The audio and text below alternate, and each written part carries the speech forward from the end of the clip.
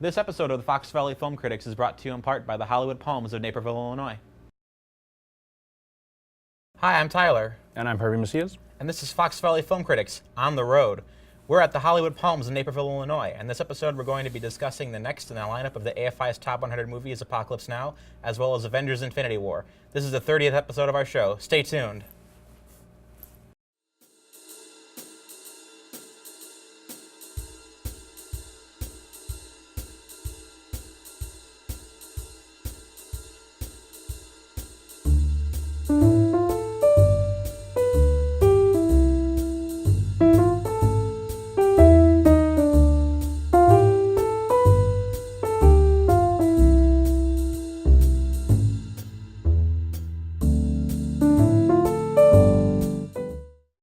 Hello and welcome to the show, brought to you by Groupthink Productions, FVTV, and today the Hollywood Palms. We are clearly up in the Hollywood Palms VIP lounge, and they were kind enough to offer this space today. So, how's it going, man? It's been a while. It has been. How have you been? I'm doing great. I myself have been great. Well, yeah, you work in the film industry, so life is great. You don't even have to use their words in the film industry. You do not. You do not. Literally. Especially when you're tech. They get mad at when you do that. That is true. That is true. You have a contrari's opinion. You will die for this. But anyway, so first segment, Apocolypse Now. The one and only Francis Ford Coppola great movie. It's one of the few that I have enjoyed. Well, choose your words carefully. Godfather. I've messed up so many times now. You don't like The Godfather? I have not seen The Godfather yet. This is not threatening. I swear it is not threatening. But anyway, so you said you like Apocolypse Now, though? Yes, it was one of the first of his movies that I saw. It was about maybe 9 years ago, around high school, and it was just one day I was on Netflix, and I've seen it so many more times afterwards. It's just one of my favorite movies of just seeing Martin Sheen's performance, Marlon Brando's performances, as they go through this the experience of Kurtz. Yes, Colonel Kurtz. Colonel Kurtz, played by Marlon Brando, is the antagonist of the film, although we don't meet him more towards the end. But the journey is more with Martin Sheen's character, Private Willard. I forget his last name. Okay. But it is his mission to delve into the jungle with a group of soldiers in a patrol boat, and ultimately catch up and dispose of Colonel Kurtz. But yeah, have you seen Hearts of Darkness? Yeah, the documentary. I remember seeing it back in film school. I think we saw about an hour of it. I have not seen the complete documentary, but I am very aware of the experiences that occurred during the production of the film. Yes, I love that great line from Community where Abed's like, yeah, Hearts of Darkness, way better than Apocolypse Now. It's just because it's literally everything that happens in Apocolypse Now, except the filmmakers themselves going completely insane, attempting to shoot this movie, where Martin Sheen the entire opening scene with Martin Sheen was just improvised, where he's just going insane in the hotel room and cutting his hand. Yes. And just punching a mirror and letting it go. Yeah.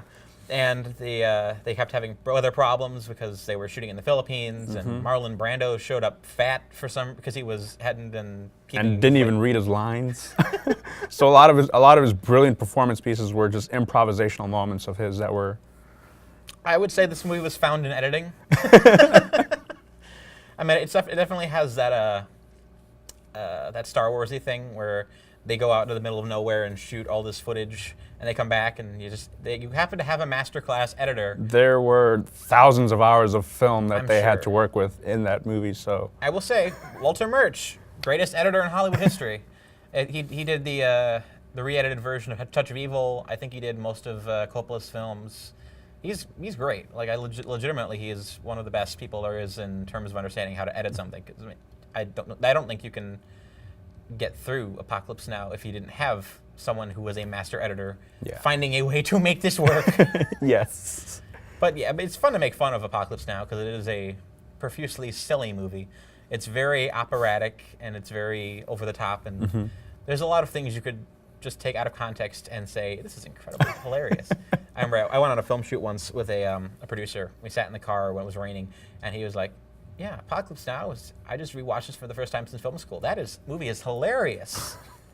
I wouldn't say comedy is the word that I was No. thinking with that Yeah, movie. I mean, if you want to talk hilarious, just watch Coppola's recent films. I mean,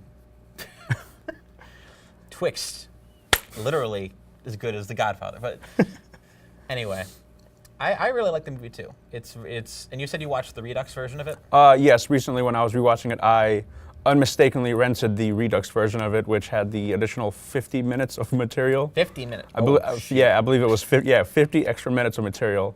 Like one of the first scenes, I'm just like, this isn't the opening I remember, and I'm like, And it's the Redux edition. I've seen both versions a couple times each. Mm-hmm. I don't think I've seen the Redux more than once, but the Redux has like the scene, the French people. Yes, the French when they stop in the French Kurtz. cabin. Yeah, there's more scenes with Kurtz, which is really good because Yes. Kurtz is like one of the best characters in the movie. Yes. And he gets really into the whole spirit of the film.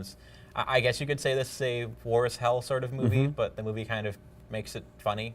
It's definitely both anti-war and pro-war at the same time. I feel with a lot of the moments in the movie where, like some of the beginning air raid scene was I felt very pro-war heavy, as you said earlier.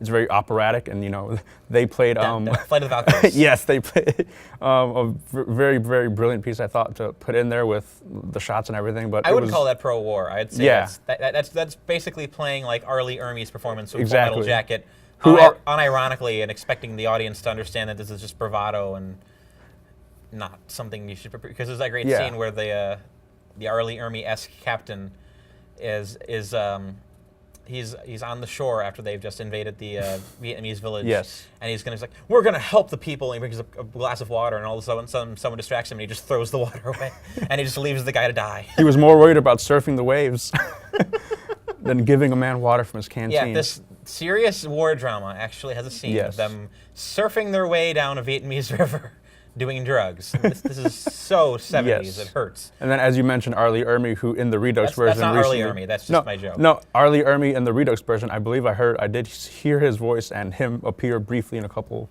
moments in the Redux edition. He's in Full Metal Jacket. I don't remember him in the Redux, but it's possible. I don't remember. I really felt like that was his voice that I heard, and I'd have to go back and just go through the credits if it was him in the Redux edition. But I was like, when I heard it, and I'm like, what? He was in this too? Coppola's just like, hey, Kubrick, can I borrow something? Pretty much, probably. Just start playing Arlie Ermey's quotes over just random shots of the movie. That'd be just terrifying. But yeah, my mind always just goes back to Hearts of Darkness because this movie is just so about the insanity. I mean, everyone always talks about the Vietnam War nowadays, but no one really. We're young, so we weren't there. It wasn't as impactful on us because we were just learning about it more as back then, as opposed to actually experiencing it. I wonder how this would be played if you actually watched it with a Vietnam War vet, and if they would say is like, yeah, this is like, it was terrible because I've met Vietnam vets and they're like, they don't kid about Vietnam being a terrible. It was war. not a pretty. It was not a pretty experience. It was not one of the fun wars, as my dad would say. Is war ever fun? Well, there are no fun wars, but there used to be an idea that war could be glorious when you were just fighting one guy in armed combat. But then all of a sudden, machine guns became a thing, and suddenly one guy in a hole could murder thousands of his fellow man in minutes, and then it just turned into the killing fields, and it's not fun anymore. It's not really fun anymore. And then we created bombs that could blow up entire cities, and now we have stockpiles of them hidden throughout the country. But yeah, it definitely plays into the war is hell aspect a lot. But I mean, I don't know if this would convince me not to support the war if I were flag waving, burn Vietnam to the ground guy in the 1970s.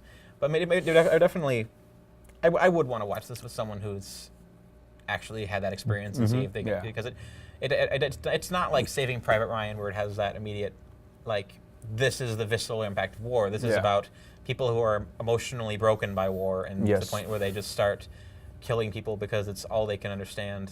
All they know is murder at that point, and just taking orders and doing what you got to do to get the mission done. It's basically a really pretty Hurt Locker.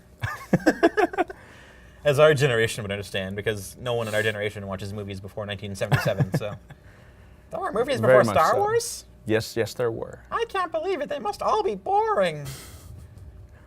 You try to show them one, and they're just like, I'm bored. Can I just watch Star Wars? Where's the VFX? And then you meet those like 10-year-olds that are like, Star Wars is boring. I want to watch SpongeBob. We're just falling apart, aren't we? Well, Apocalypse Now is a comedy. SpongeBob is a cultural influence, and oh well. I mean, they do reference Squidward in Infinity War. So Yes, they do. We will get to that in a moment. yes, we will. But I don't know. Do you have anything else you want to say on Apocalypse Now? I mean, I think we covered a lot. I mean, like, there's more that I think we can go on and say, but, you know, for the sake of, you know, what we've talked about, I think we're at a good point, unless you have anything I else think we to have time for one more topic. interject. What can we talk about? What else is there? I would say More Marlon Brando. more Marlon Brando. I love late in life Marlon Brando. He was so sad. Like, you see him in his young movies, and he's like the young, sexy guy of the 1950s, and on the waterfront and Streetcar Named Desire. And then all of a sudden he does Godfather, and all of a sudden no one can stop making fun of his weight. He's like Orson Welles. He's got that like bloat. You feel so bad for him, but he was such a good actor. Yeah. Very. Come to me on the day of my daughter's wedding, and you ask me to kill a man. I shouldn't be beating up a dead man. So, but I guess that's all the time we have for this segment. Join us for the next segment for Avengers: Infinity War. Stay tuned.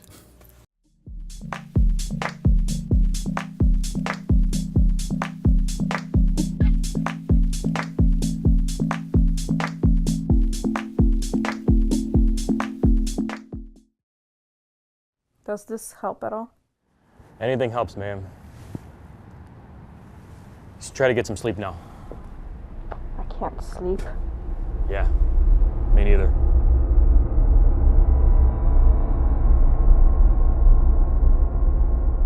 I'm on my way.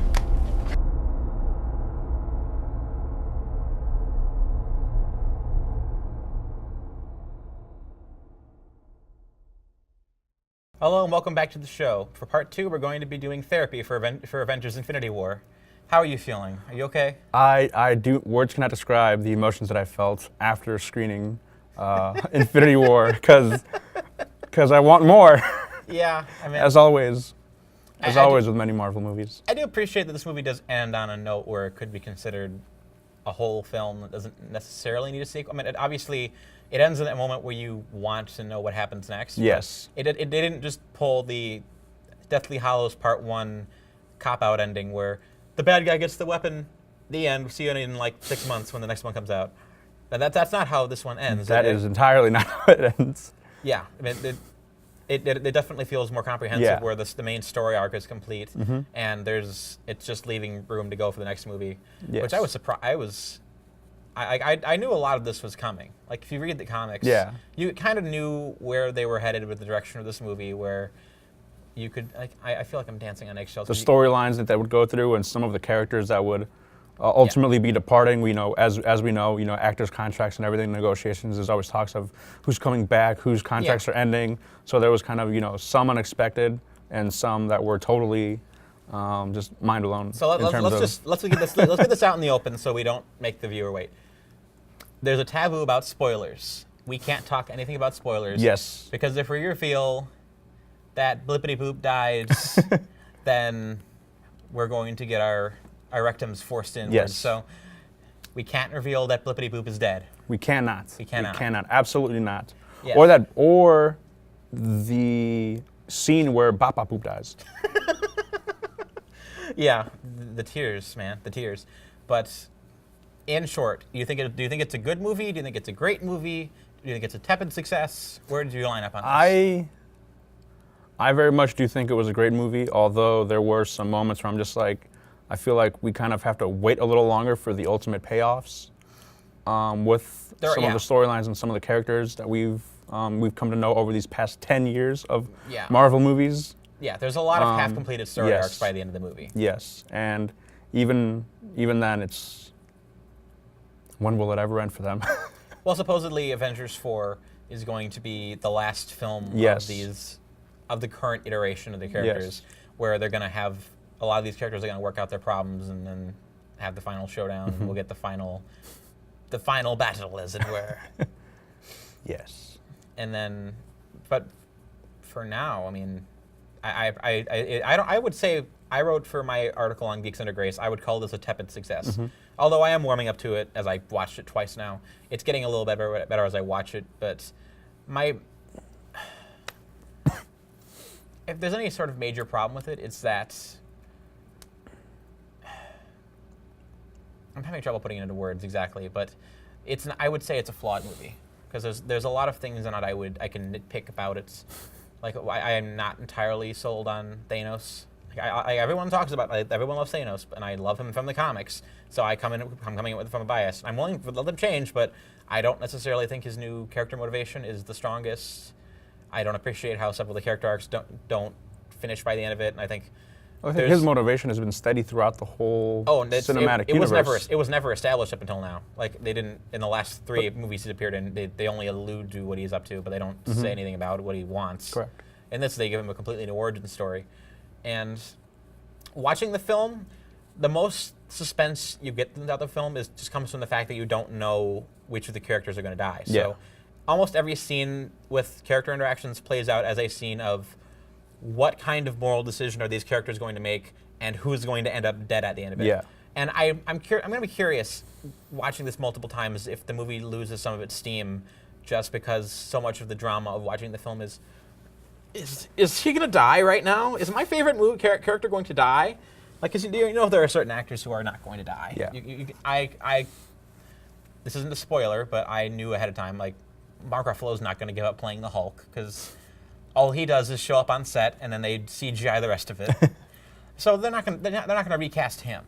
But there are certain people, certain actors are at the edge of their contracts, and you can imagine a lot of the side characters are in danger because they've been around for 10 years. So who's going to die is really the question that makes the suspense in the movie happen. But I'm worried that that's not going to hold on multiple viewings because now I know every character who dies, and I'm also kind of sad that it's about some of the deaths they chose to include in the movie. Yes. Like, I feel like they cut off a lot of potential. Like they cut off their arm on a lot of potential stories they could do for future movies. Like I'm just imagining a few of the solo movies going forward. I'm like, how are you going to do that now that you've killed off that many of your supporting characters? Like that's going to be an ordeal just to pull that off. But I'm curious how much they're going to cop out in the next movie. Yeah, that's true. Because obviously there are several characters that die in a method that's different from the other ones. There will, I believe, be some reincarnation or moments of revive. Yes, well, again, for some of these characters, I believe. We're dancing on eggshells here, but even though the Russo brothers have stated that many of the deaths are permanent, I think. Yeah, I think there's a line. There's a line in the film where you can tell which deaths are permanent, and which ones aren't. There's one or two of them I'm contesting at the moment because one of the characters that dies is famous for coming back after dying, and I'm just wondering if they could pull a really huge fake out on that character. And just be like, surprise, I was alive the whole time. I don't think he'll come back like Agent Coulson, though. No. There's not going to be a Blippity Bloop animated series. And there's one character who dies at the midpoint who I don't believe the death. I don't believe that that's actually supposed to be their in continuity death. Yeah. Just because I've heard the director of that movie talk about doing more movies with that character. Yes, so exactly. Like there's a problem there. Like I don't believe that. But unless that was all misdirection. Yeah, well that's the thing. Like they could pull like a really huge like someone was trapped inside the blippity bloop the entire time. Yeah. And that could be the way they get away from doing that. But that'd be, I don't know. I kind of want them to keep a lot of these characters dead, just because the fact that they killed them means that they're actually committing and taking this seriously. Like, it bothered me that they didn't kill one of the major characters in Civil War, which kind of diminished from the drama of that movie. Okay. And I think, and the fact that they did it here means that they're willing to take huge risks, which is the most important thing right now. Yeah. Is that Marvel needs to take risks. They took risks on their last like 3 or 4 movies. Yes. And Guardians of the Galaxy 2, Thor Ragnarok, and Black Panther are like 3 of their best movies in years. Yes. And the movies they don't take chances on, like Doctor Strange, are like completely lukewarm. Or Ant-Man's okay, but it's not a great movie. But they need to take these huge artistic chances and let these movies get in the hands of people who are talented. And the Russo brothers are pretty good at that. But as their old Community days. This is the second time bringing up Community this episode. As their old Community days, like, remind us, they're really good at directing certain things, and for the rest of the time, they're pretty lukewarm. Like, what else do you think on the film? Like, I've been talking for like 5 minutes, so. I mean, I would just say more in terms of everything. I think it was a great culmination of everything, but yes, there are storylines that I feel were greatly impacted by the characters that we lost. So it'll be interesting to see how, as you mentioned before, that will play out in the future, especially with some of these characters being confirmed to appear in future standalone movies with some of the other characters. It's like, well, we either know that's true or you just totally lied to us, and this is That's the a actual ultimate fate. It's possible they lied. Like, they could have just been, yeah, because they did lie about certain things about the film. So. That too, yeah. I like, usually when a film studio lies, I don't appreciate it, but now they're lying about the story content, so just so they can get the audience fooled. It's like, this isn't the mystery box. I have no argument against being lied to, because that just improves the experience of what I'm seeing as something I'm not expecting. There's lying about what's in the movie, and there's lying about the content of the movie, and there's a lot of people in Hollywood that's like, this is the most epic movie ever, and it's just like, there's like one action scene in the movie, and then that's a lot. That of, was like, one brilliant action scene. I mean, those are bad movies, but that pull that, not this. But, yeah.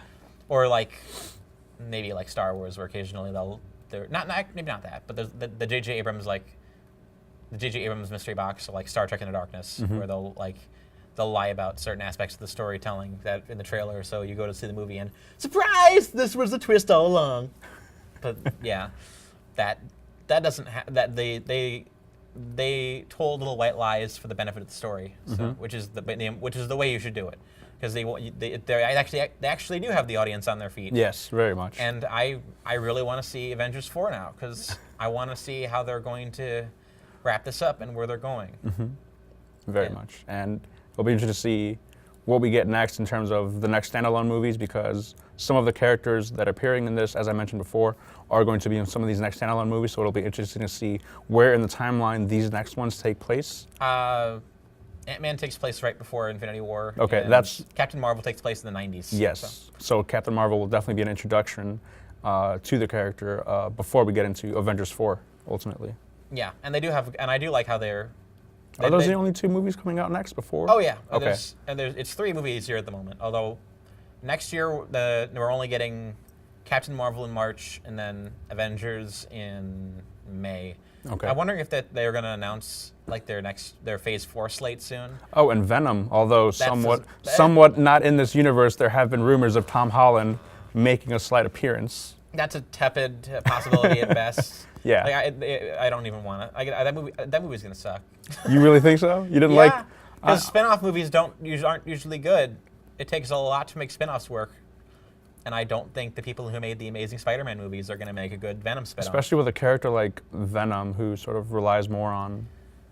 But yeah, Peter Parker. We're due to get the Phase 4 announcement soon, but I am excited when they do, because that's gonna reveal a lot of what's gonna happen soon. Yeah. That's all the time we have for this segment. Join us for the final segment, where he'll be giving us his movie recommendation for the week. Stay tuned.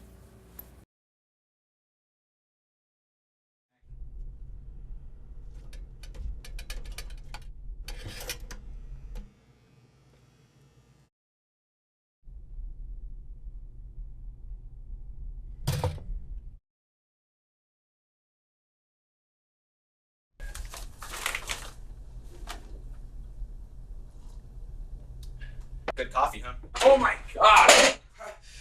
What are you doing in my apartment?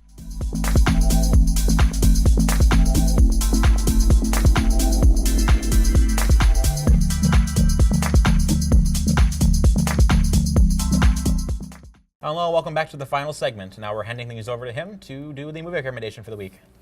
So, although it's not a movie recommendation, it's more of a TV recommendation. One of the shows I want to currently recommend to people out there is Westworld. How dare you?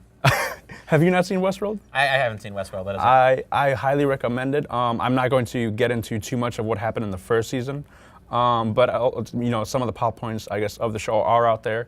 The show takes place within the theme park of Westworld that is run by the Delos Corporation.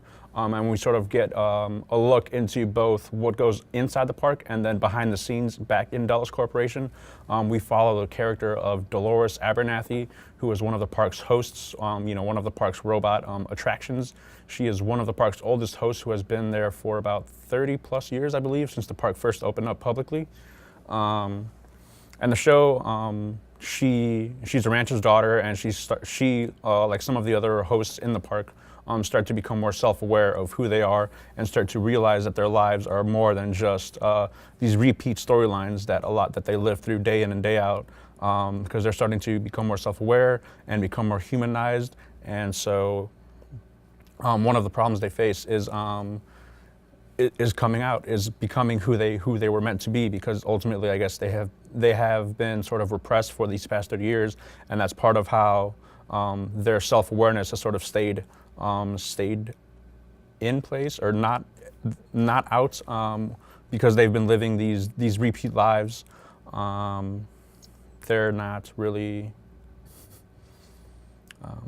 expressing who they are as characters, but that's why as they start to become more self-aware and start to realize what they are, they ultimately want to break out from the park. We also see some of the moments, some of the characters behind the scenes that we see are Anthony Hopkins playing Robert Ford, one of the park's co-founders and director of the park director, who has he first had a partner named Arnold. I forget his last name, but 30 years before the park opened up, Arnold was tragically murdered by one of the hosts, and so that was something they sort of kept secret, and the show takes us back and forth between the current timeline of the show with the robots starting to become more self-aware and some of the moments back then where we learn about the robots, being repressed and actually having self-awareness, but them not wanting to let them be self-aware so that they could just be park hosts and park attractions for people to pay thousands of dollars a day just to be with these robots. There's also many other, as we mentioned, the Infinity War. There's quite a couple other Marvel characters. As I mentioned, Anthony Hopkins, the great Odin. There's also Tessa Thompson, who we know as Valkyrie, and one of the other characters, I forget. The honorary Luke Hemsworth is also in the show, who audiences may not have seen if they were keen-eyed in Thor Ragnarok. But the show, it's currently out. Season 2 is currently out right now. I believe it's in its second or third episode. And it's just a continuation of before, with a lot of these hosts starting to become more self-aware and take over the park and escape and join the outside world. I don't want to say too much, but that is, I guess, sort of where things have left off from the first season. The important thing here is that it's the second most important movie about Anthony Hopkins hanging out with a robot that came out last year. Yes. You know what the other one is? Which one? Transformers 5. Well, I did not see that. So. I did. And I did know he was there, and I don't know why. All right. That's all the time we have for the episode of this show this week. You can follow me on Twitter at @antisocialcriti. That's critical without the C at the end. You can find more of my written reviews at Geeks Under Grace and the antisocialcritic.tumblr.com. And you can find past recordings of the show on the Groupthink Productions YouTube page. Special thanks to the Hollywood Palms once again for letting us shoot here. Have a wonderful weekend.